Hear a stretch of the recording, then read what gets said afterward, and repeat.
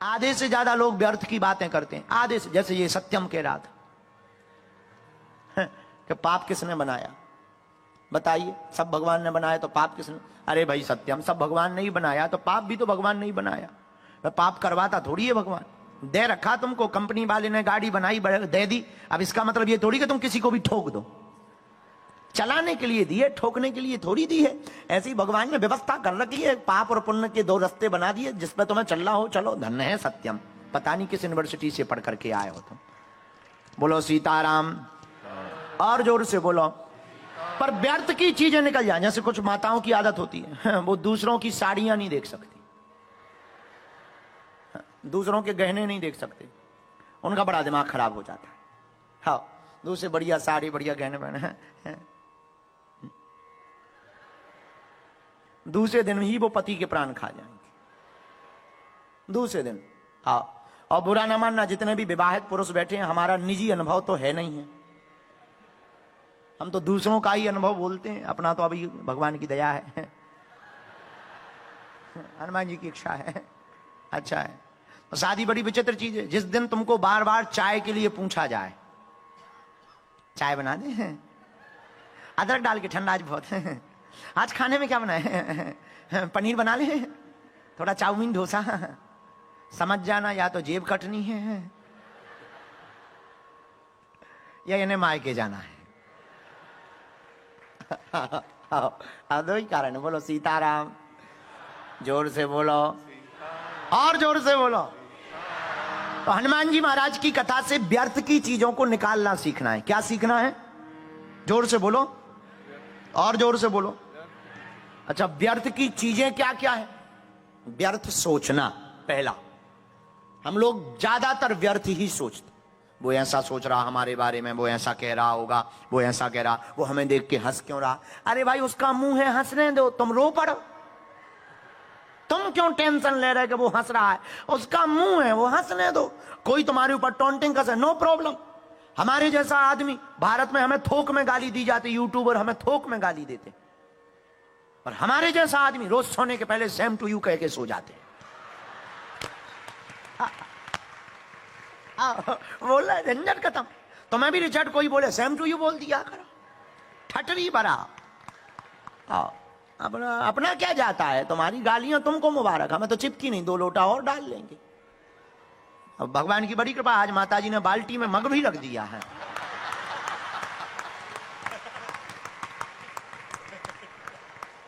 कल बड़ा खतरा हो गया, आज इसीलिए तो हम टाइम पे आ गए।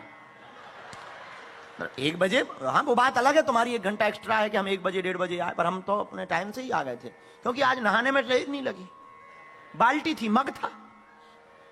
हमें बाद में पता लगा कि माता जी आज सुबह से दुकानन दुकानन घूमी, कि बाबा जी का कोई ठिकाना नहीं, कथा में फिर ना बोले। तो कोई गाली बोले तो पहली बात, आपको व्यर्थ की चीजें क्या निकालनी? पहला नियम, व्यर्थ की सोच। कौन कौन तुम्हारे बारे में क्या सोच रहा है? चुप रहो, सोचने दो। तुम मुस्कुराओ, प्रभु को धन्यवाद दो, अपने बारे में विचार करो। दूसरा नियम, व्यर्थ की बातें निकालने के लिए दूसरी बात, व्यर्थ की वस्तुओं की परवाह मत करो, और व्यर्थ के लोगों की परवाह मत करो। तुम्हारी सबसे गंदी आदत है जो व्यर्थ की। अब तुम्हें कुछ नहीं, भारत पाकिस्तान की बात करते हो, फलाने। अच्छा, माताओं की हमने आदत है कि वो सीरियल की बात घर में लेके घुस जाती। हाँ, वो सास बहू, बताओ ऐसा हो गया, उसने उसके खाने में जहर डाल दिया। अरे वो सीरियल की बात तुम काहे को लेके बैठी हो? तुम मत डालो, गजब है भैया। तो व्यर्थ की बातों को अंदर मत लाओ, व्यर्थ के लोगों के बारे में विचार मत करो। तीसरी व्यर्थ बात, तीसरी तुम्हारी, कई बार हमने बहुत से लोगों का अनुभव किया, कई बार हम दूसरों को दिखाने के चक्कर में झूठ बहुत बोलते, और फिर उसको झूठ को छिपाने के चक्कर में और झूठ बोलते। पहले दूसरों को दिखाने के चक्कर में झूठ बोलते, फिर छिपाने के चक्कर में झूठ बोलते।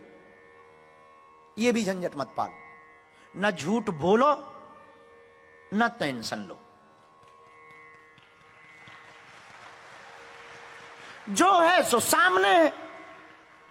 और चौथी बात, किसी भी व्यक्ति को तुम प्रभाव में अपना मत बनाओ, स्वभाव से अपना बनाओ। तुम जिसको भी प्रभाव से अपना बनाओगे तो वो तब तक तुम्हारा रहेगा जब तक तुम्हारे पास प्रभाव रहेगा, पर किसी को तुम अपना स्वभाव से बनाओगे तो वो तब तक तुम्हारा रहेगा जब तक तुम्हारे तन में प्राण रहेंगे। प्रभाव से किसी को मत बनाओ, स्वभाव से अपना बनाओ। और पांचवी बात जो नोट करने योग्य है तुम्हारे लिए, पांचवी बात यह है, कल की चिंता मत करो और पीछे की सोचो मत। आज अभी एंजॉय करो, क्योंकि कल किसी ने देखा नहीं, जो चला गया कल वो आना नहीं। लेकिन विचित्र बात यह है कि तुम भी ये जानते पर मानते नहीं। बड़ी विचित्र। ये पांच बातें आप व्यर्थ की अगर छोड़ दोगे तो आप हनुमान जी की तरह सम्मान पा जाओ। हनुमान जी व्यर्थ की टेंशन में नहीं है। लंका में कोई हनुमान जी को ताली बजा रहा, कोई गाली दे रहा, बाजही ढोल दे ही सब तारी, नगर फेरी पुनी पूछ है। हनुमान जी महाराज को नगर में घुमाया गया, हनुमान जी कुछ नहीं बोलते, वो करते रहो, ताली बजा रहे, हो कर रहे। राक्षस तो राक्षस, जिसका राजा मूर्ख हो प्रजा तो पहले मूर्ख। राक्षस ताली बजा रहे, हो बंदर पकड़ लिया गया। ये नहीं है पता कि थोड़ी देर में नानी याद आने वाली है। इसलिए दूसरों के मजे कम लो।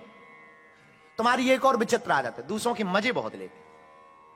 किसी को तड़पता देखकर मजे लेते, कोई गिड़गिड़ाए मजे लेते, कोई बार बार सॉरी बोले मजे लेते। बुरा मत मानना, तुम्हारी पत्नी या तुम्हारा बेटा या तुम्हारी बेटी या तुम, याद रखना, बहुत गांठ बांध लेना। कोई तुमसे बार बार बात बात पर क्षमा मांग रहा है तो इसका मतलब ये नहीं है कि वो गलत है या वो गलत रास्ते पर है। कई बार वो रिश्ता चलाने के लिए भी सॉरी बोलता है।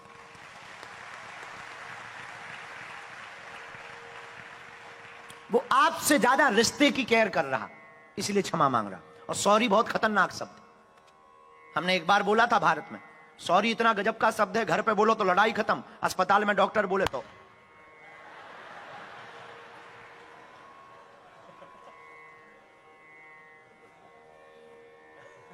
सॉरी बहुत गजब का शब्द है। घर पे आदमी पति पत्नी बोले तो लड़ाई खत्म, अस्पताल में डॉक्टर बोले तो आदमी, गजब का शब्द है सॉरी। एक शब्द है सॉरी, सोने के पहले क्षमा कर दो, झंझट खत्म। आपको अगर सम्मान पाना है तो हम तुमसे कह सकते कि व्यर्थ की बातों को छोड़ो। कौन सी बातें छोड़ो? जोर से बोलो, व्यर्थ की बात। और तुम्हें सम्मान पाना है तो पहले तुम सम्मान दो। हमको आज कोई पूछ रहे थे कि आपकी आचार्य ब्राह्मण और बहुत से लोग आपको बहुत गुणज्ञ लोग सुनते हैं, उसके पीछे कारण क्या? उसके पीछे कोई कारण नहीं, उनका आशीर्वाद हम पर है।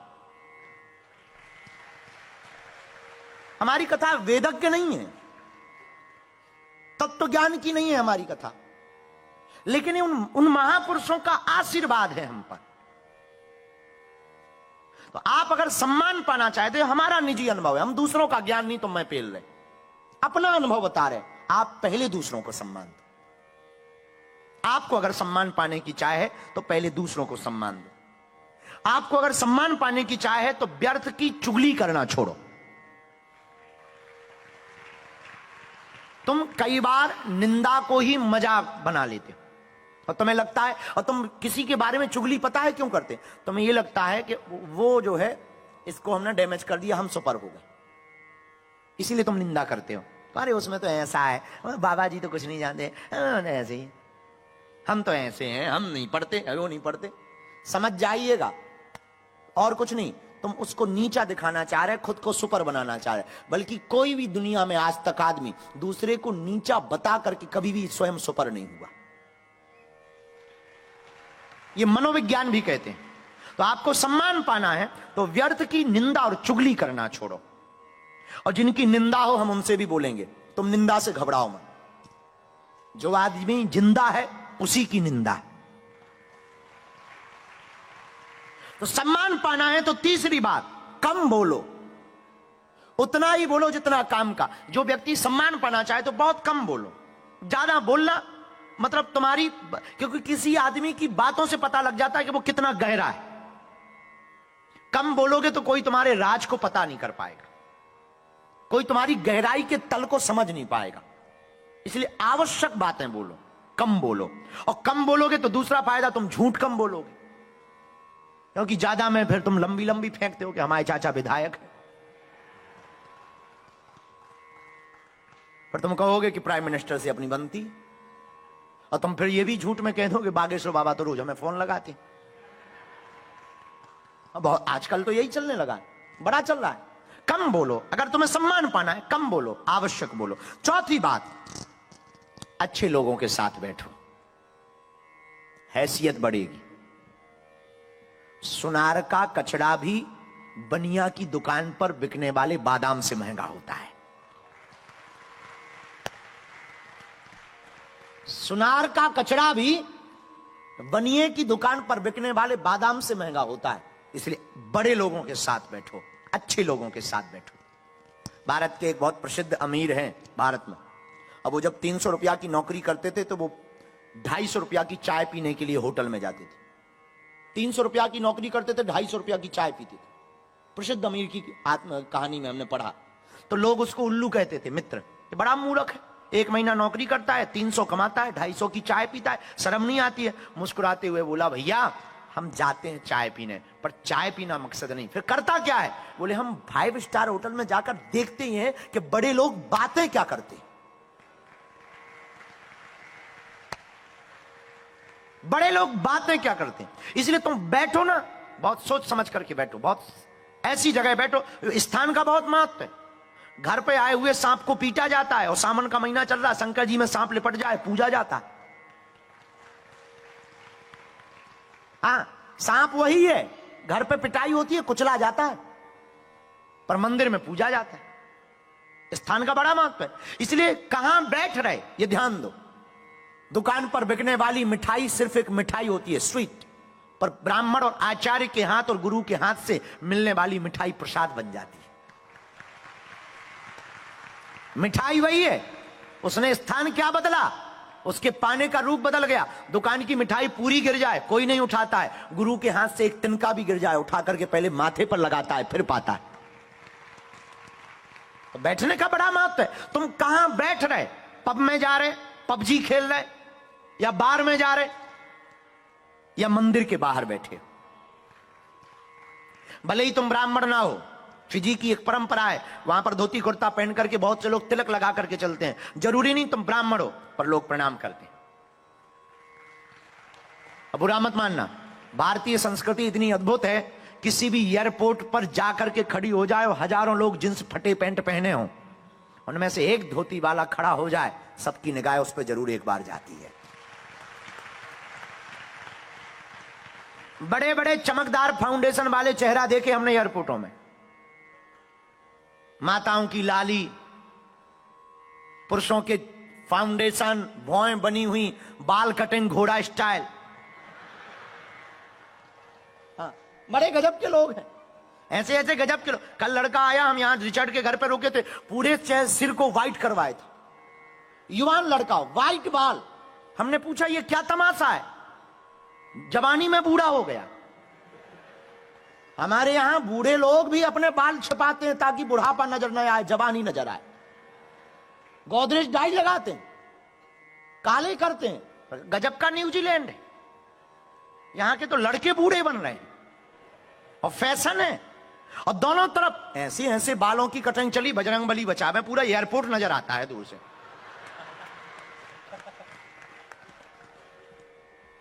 दोनों तरफ से साफ, ऊपर खड़े, हवाई जहाज का जैसे एंटीना टंगा हो। अब पूछो क्या बात है बेटे, हमने एक लड़के से पूछा, हम कहा यार बेटे आजकल ये कटिंग बहुत चल रही है, क्या जमाना है? हमारे जैसे आदमी तो साल भर में 10 रुपया खर्च नहीं करते कटिंग पे। एक चेला है हमारा, वो भी पक्का चेला है, एक ही चेला है। अब अभी हम बहुत दिनों से धाम नहीं गए तो कटे ही नहीं, औरों से हमें पसंद नहीं, एक ही चेला है, कौन खर्चा करे? वो चेला भी है, दीक्षा भी लिए, वो उसको हमने वचन भी दे रखा कि हम जब भी कटवाएंगे तो उससे ही कटवाएंगे। अब बड़ा अच्छा चेला है, वो आता है, काटता है, भगवान की बड़ी कृपा, जो दे दो सो रख लेता है। हम तो कटिंग सुनकर 1500 की कटिंग चल रही, 2-2000 की कटिंग चल रही। हमने एक लड़के से पूछा इतनी गजब की कटिंग, क्या गजब की कटिंग है ये बताओ? तुमने दोनों तरफ एकदम क्लीन शेव करवा लिया है, एयरपोर्ट बनवा लिया है, ऊपर घोड़े जैसे खड़े कर लिए, लाल रंग लगवा लिया, आखिर मामला क्या है? तुम ये बाल ऐसे खड़े करके करना क्या चाहे? बोले गुरुजी सच बताएं। हमका सच बताओ? बोले हम चाहते हैं लोग हमें देखें। हमने धीरे से कहा क्या तू चाहता है कि लोग तुझे देखें? बोले हाँ, हम का नंगा घूमा कर।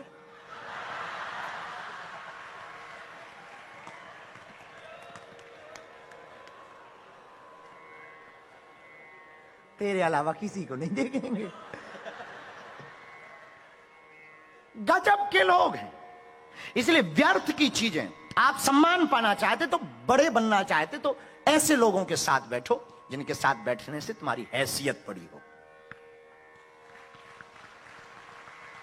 संतों के साथ बैठो, गुरुओं के साथ बैठो, मंदिरों के बाहर बैठो। पब के बाहर बैठोगे ठरकी कहलाओगे, मंदिर के बाहर बैठोगे भक्त कहलाओगे। और जरूरी नहीं कि तुम ठरकी हो, तुम भले ही मनोरंजन करने चले गए, पर बैठने का स्थान। अगर तुम सम्मान पाना चाहते तो हनुमान जी के चरित्र को जीवन में उतारो। हनुमान जी से आत्मबल सीखो। हनुमान जी की भक्ति से सम्मान बढ़ेगा, हनुमान जी की भक्ति से स्थान बदलेगा, हनुमान जी से की भक्ति से सृष्टि और दृष्टि बदलेगी, हनुमान जी की भक्ति से वासना से उपासना की ओर जाओगे, हनुमान जी की भक्ति से साधनों से साधना मिलेगी, हनुमान जी की भक्ति से जगत से जगदीश की प्राप्ति होगी। इसलिए किसके शरण पर चरण पकड़ो? हैं? जोर से बोलो, जय जय जय हनुमान गोसाई। बोलो, कृपा करो गुरुदेव की नाई। जय जय जय हनुमान गोसाई। कृपा करो गुरुदेव की नाई। जय जय हनुमान गोसाई। कृपा करो गुरुदेव की नाई।